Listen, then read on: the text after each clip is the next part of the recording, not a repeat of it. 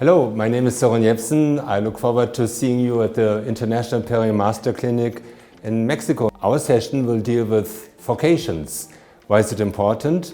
Well, we do know that furcations are a major challenge for periodontal therapy because we know they have a poor long-term prognosis once they have a furcation. We also know that non-surgical therapy does not really help too much. And so in our clinical practice guideline, we establish now different procedures that are helpful to regenerate the furcation defect.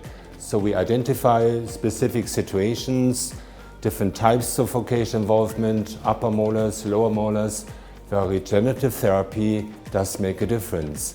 And we even come up with some suggestions what biomaterials to be used. So please come to our session to deal with this situation in your practice and get some guidance on how to help your patients.